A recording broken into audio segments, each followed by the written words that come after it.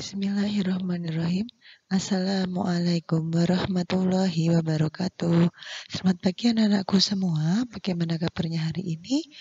Semoga senantiasa dalam lindungan Allah, masih bersemangat. Walaupun dalam kondisi pandemi seperti ini, tak lupa kita selalu bersyukur karena kita masih diberikan kesehatan dan diberikan kesempatan untuk bisa belajar walaupun dalam kondisi pembelajaran jarak jauh. Salam salam kita aturkan kepada junjungan kita Nabiullah Muhammad SAW yang kita nantikan syafaatnya di hari akhir nanti. Amin ya rabbal alamin. Pada pembelajaran hari ini kita akan masuk materi baru yaitu tentang pengolahan data. Di sini nanti kita akan belajar tentang bagaimana data dan bentuk-bentuknya ketika disajikan baik dalam diagram, batang maupun tabel.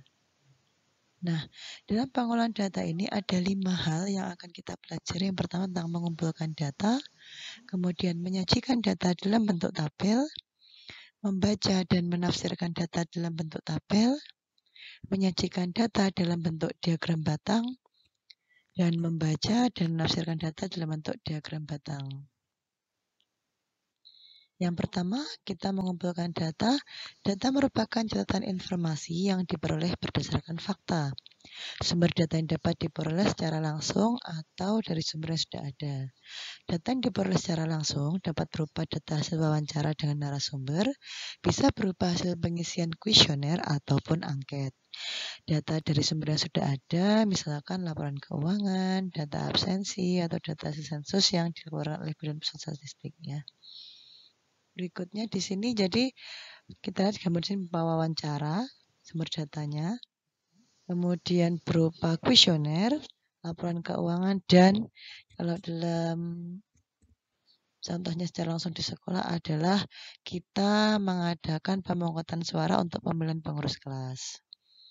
Yang B yaitu menyajikan data dalam bentuk tabel.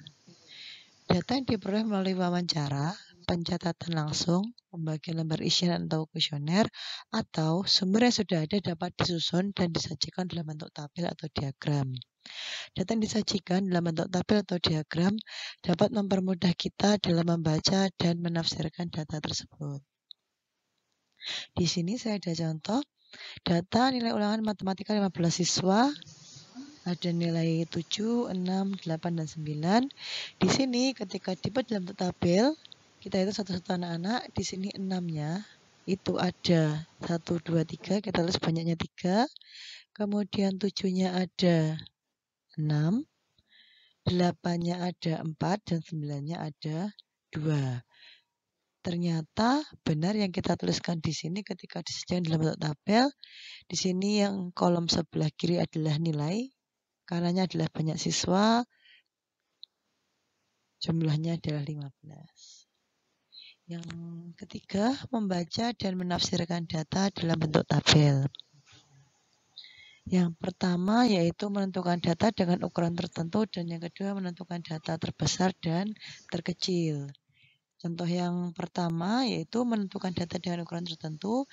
Tabel pada contoh sebelumnya kita lihat di sini ada nilai 6, 7, 8, dan 9 dengan jumlah siswa yang sudah tertera. Pertanyaannya yang pertama, berapa siswa yang mendapatkan nilai 6? Kita lihat di sini nilai 6 ada 3 siswa. Yang kedua, berapa siswa yang mendapatkan nilai 7? Adalah 6 orang. Yang ketiga, berapa siswa yang mendapatkan nilai lebih dari 7? Nilai lebih dari 7 itu ada nilai 8 dan 9, kita jumlahkan, 4 tambah 2 adalah 6. Yang kedua, menentukan data terbesar dan terkecil. Nilai terendah yang diperoleh siswa adalah nilai 6, sedangkan tertingginya adalah 9. Nilai yang paling banyak kita di banyak siswa. Kolom banyak siswa, yang paling banyak itu ternyata 6 orang, yaitu nilai 7, sedangkan paling sedikit adalah 2 orang, nilai 9.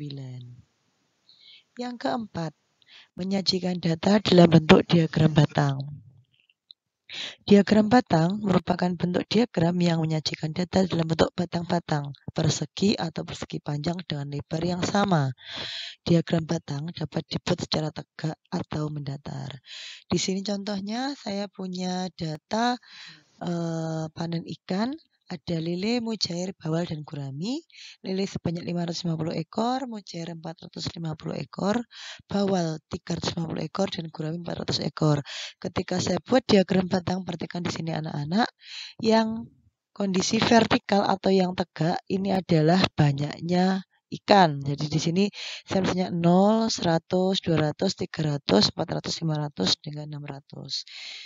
Saya menulis sampai 600 karena paling banyak adalah 550. Ini saya skalanya 100 dan dimulai dari angka 0. Kemudian yang mendatar atau horizontal ini adalah jenis ikannya. Lele, mujair, bawal, dan gurami. Ukurannya sama anak-anak. Jadi lebarnya untuk diagram batangnya sama. Pertama lele. Lele kita buat garis sampai 550.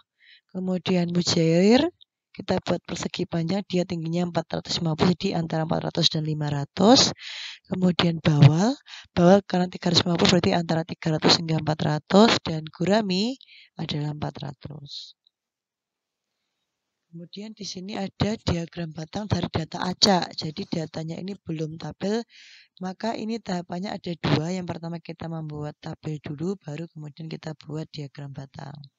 Ada data berat badan siswa kelas 4 di sini beragam dari 35 hingga 39. Di sini 35 anak 35 kilo ada 5 anak, 36 kilo ada 3 orang, 37 ada 6 orang, 38 ada 4 orang, dan 39 ada 2 orang. Dari tabel tersebut kita akan masuk ke diagram batangnya.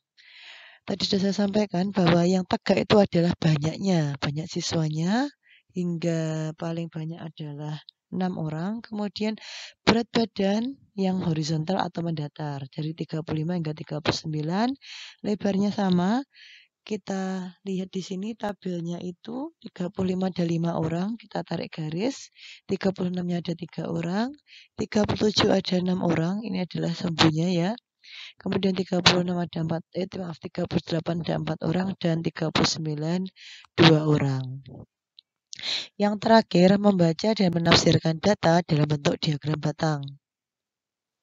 Di sini saya punya diagram batang jumlah siswa dari kelas 1 hingga kelas 6 sebuah sekolah. Yang mendatar adalah kelasnya, sedangkan yang tegak adalah jumlah siswanya.